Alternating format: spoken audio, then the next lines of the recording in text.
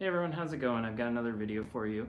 I went to the Pikes Peak Card Show in Colorado Springs yesterday and picked up a bunch of sports cards, which I swear this will be about my sports card pickups. But before starting into this, I did want to just tell a little story, I guess, from from my experience there yesterday.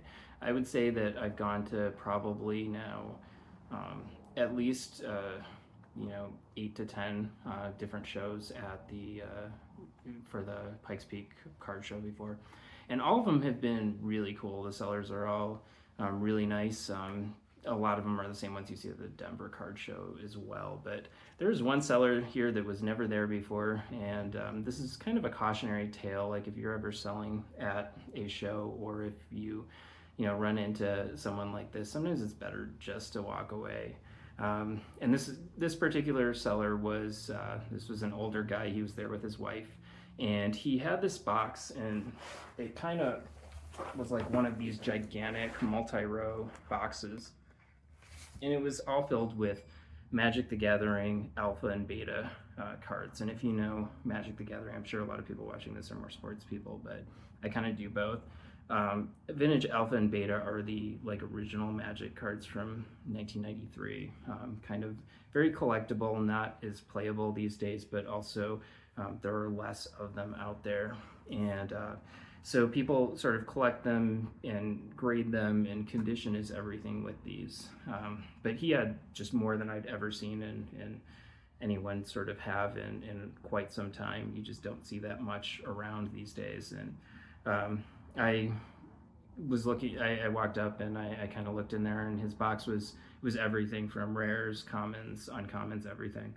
And I wanted to get it, nothing was priced, and this guy was kind of all disorganized. He had like empty boxes of legends and revised, and all of his stuff, it only kind of went up through, I think, 4th edition that he had.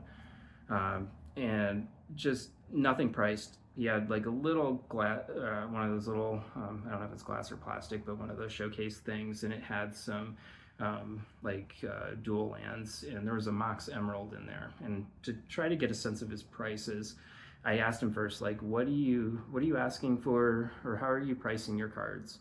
And oftentimes with TCG type things, people will go off of TCG Player or one of those type sites to value cards at. He said eBay. He goes off of eBay, so that's fine. Whatever. And so I asked him, what are you charging for what do you want for your Mox Emerald, which he had in there?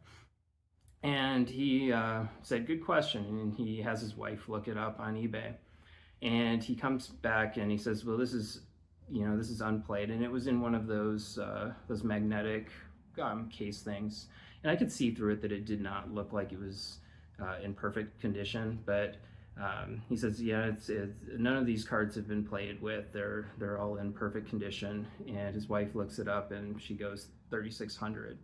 And he says it's 3,600, and I said, could I take a look at it? And I pull it out, and it is super rough, the condition. It kind of looked like this on the back of it. This is an old Beta, like false alarm card. But if you look at the edges of this, like how you can see all the whitening around the edges, and then the back had like it'd been rubbed around on tables, because people didn't use sleeves when they were playing back in the 90s. They were pretty rough with their cards. It had like a crease on the top that was just so worn into it that it was pretty much a damaged card. And then also on Magic cards, they have these 5 colored circles on the back. On the black circle, somebody took ballpoint pen, like black ballpoint pen, and like scribbled over it, so you could see, like in the lighting, it had that weird purplish color that you see from ballpoint pen. And I said, this is hardly an unplayed card. And I explained to him, condition is everything with these things. And he's like, yeah, I know condition's everything. And I started looking up on eBay, and I'm like, do you use the completed listings, or do you just look at what people are charging? And he says, I look at completed. So I pulled up Mox Emerald, and I'll kind of show you guys here. This is organized by, if I can, organized in order from highest to lowest, and the highest one of 17 that sold was 3,600. I think this might be a mirror image. Sorry, I apologize. You know what?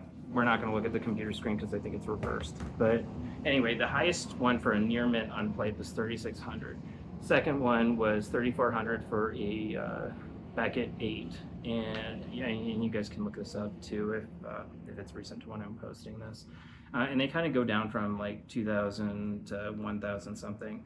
And I'm like, do you have any room on that, given this condition? And he says, no, I think we're just not going to touch this card. And then he calls back to his wife and he says, can you get me a sticker that says 3,600? And he slaps a $3,600 sticker on it and puts it back in his case. And I'm like, okay. And then I start looking through his box, and I'm nothing's priced, and it's got commons, uncommons, and I pulled out a few of those because I didn't want to just start. They're organized by color, and I didn't want to, pull out too many if we weren't going to come to any sort of a deal. And I gave him about 5 or 6 of them. Some were alpha, some were beta, and his wife starts looking them up, and he comes back with this other one, which it's called Verduran Enchantress. It's a green rare card, and and that one I think his wife came back saying it was like, we want $695 for that. And I'm looking on my phone at the same time at completed listings, and there were only like 2 completed.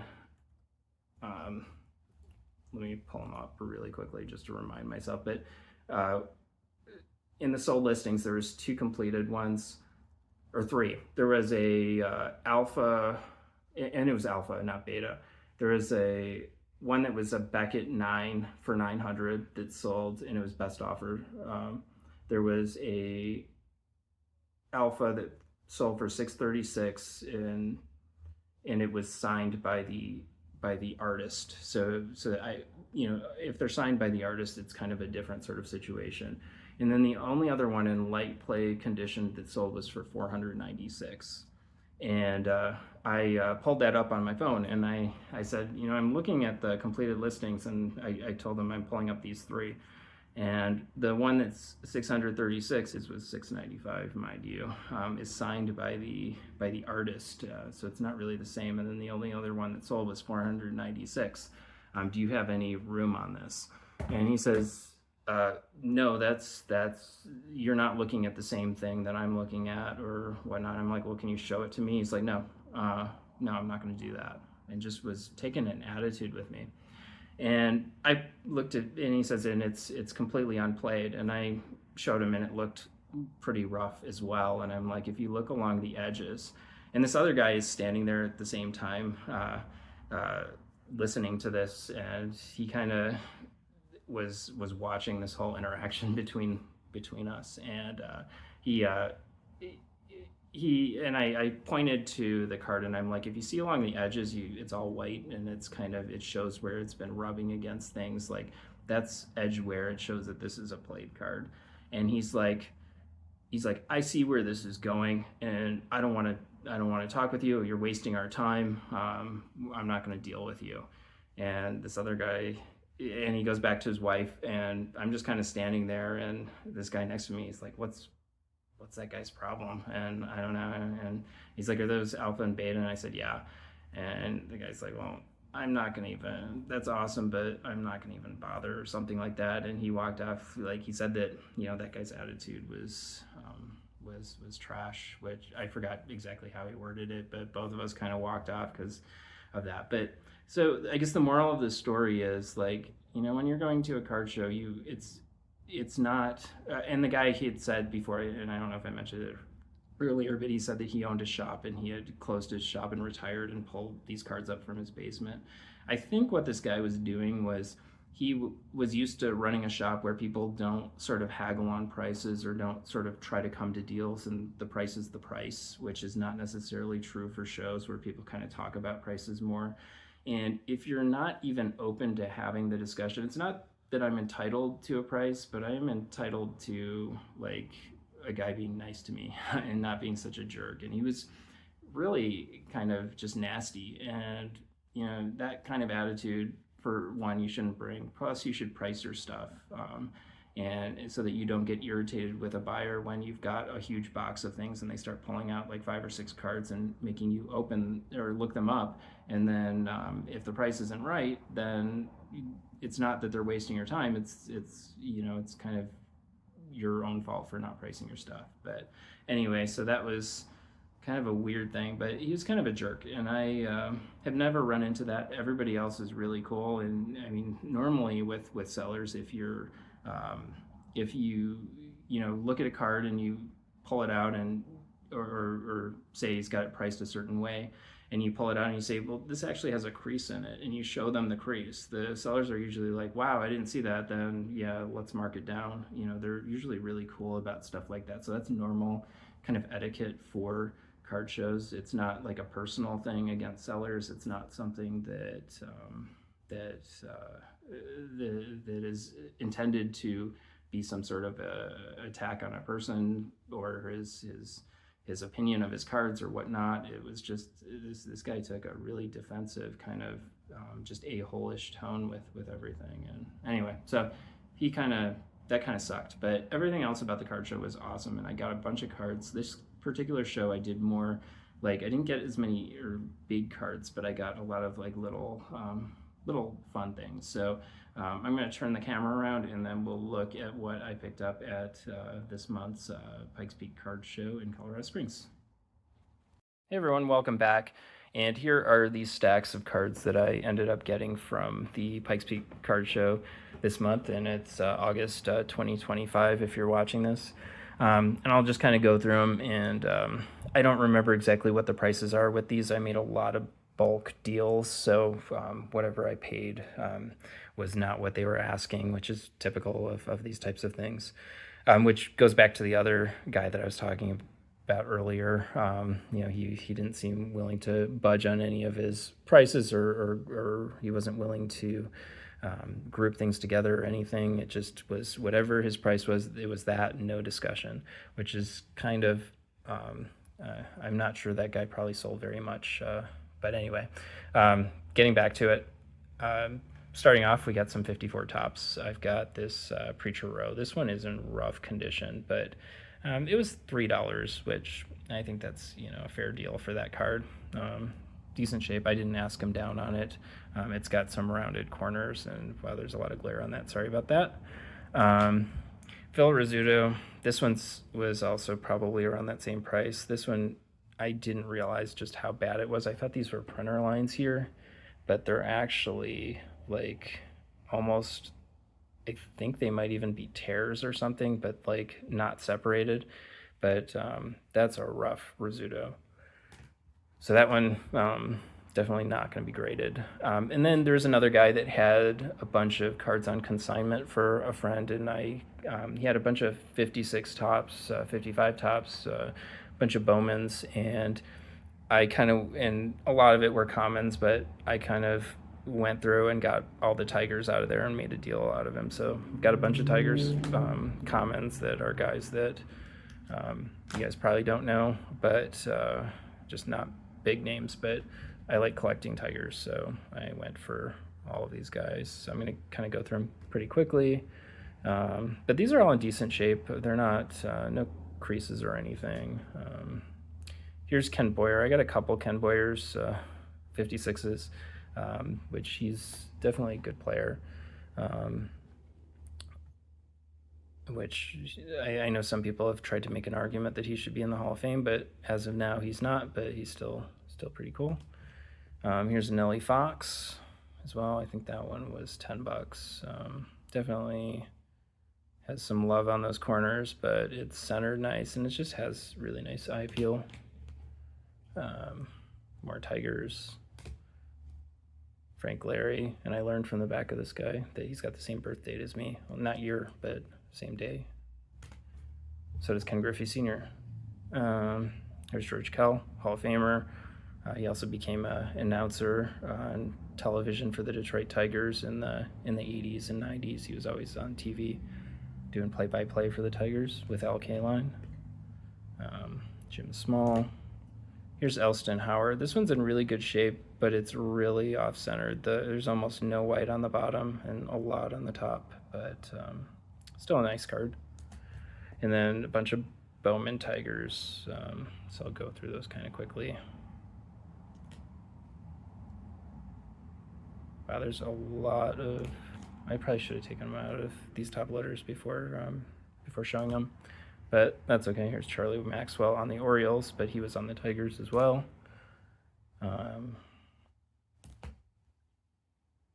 More and more Tigers, which I didn't have a lot of Bowman. I had Al Kaline, but not a lot of these other guys, so it's fun to kind of add these into the collection. Here's a couple 57s, Richie Ashburn and Larry Doby. I'm sure you guys know those guys. Duke Snyder from 64 Tops that was in a $1 bin. I don't know if it's the best condition, but for $1, I can't turn down that. Here's 1971 Rod Carew. 1977 Reggie Jackson. This card was just in really, really good shape, and I've owned this card before, but mine are always really rough, but this one just looked really pretty and good centering. Rod Carew.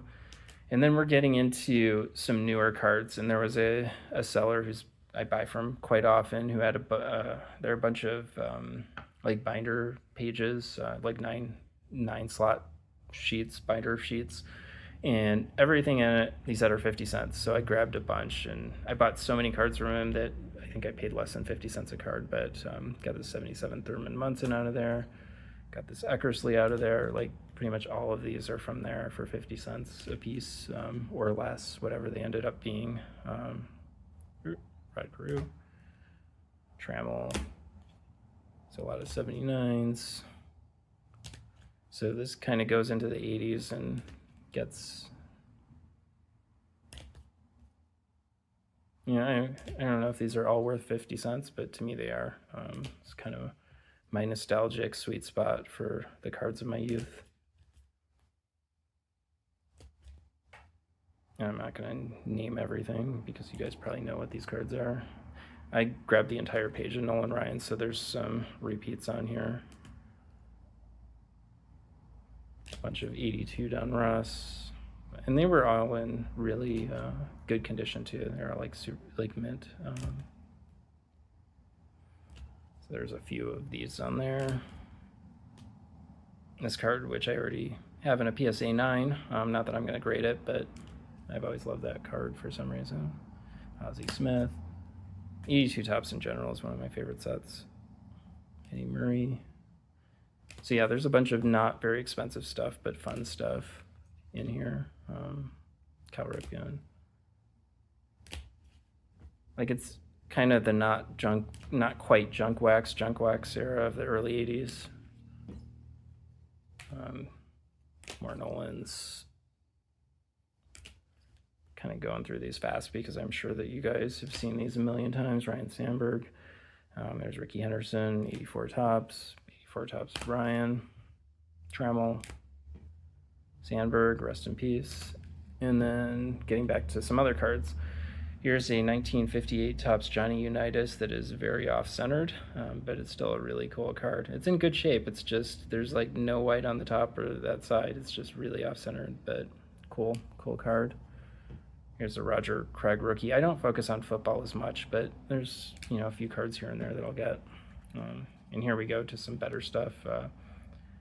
Here's a 1952 Topps Johnny Mize, which I did not own this card yet, which just was really a nice looking card. I love the sideways look at this card in the picture. Just really cool card. Glad to add that to my collection. Here's a 1953 Topps Johnny Mize. I already have this card in a PSA 4, but this one, it was a good price and decided to get another one. That one's probably going to be resold. Here's a Preacher Row from 53 Topps. Love that set. They're just really beautiful cards.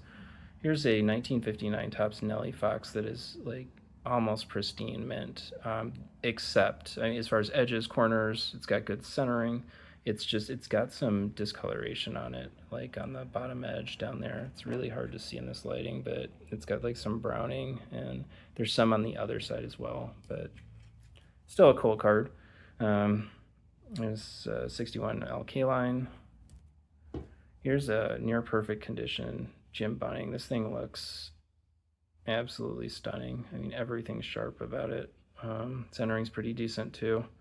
It's just, it looked like a perfect card to me, but I paid $15 for it, which is a lot for a 61, but Bunning, but I felt that one really was outstanding looking. There's Eddie Matthews 63, and a Nolan Ryan 79. So, and then other things that I got, since I've been doing a lot of through the mail stuff lately, I pulled 2 Theismanns out of this guy's cards. Again, I don't really do football, but I figured I would send those in for getting signed. Here's some more Tigers that I bought from that guy from 54, just to add to my Tigers collection. Johnny Hop, Schoolboy Rowe, Dick Welk, and Bob Miller.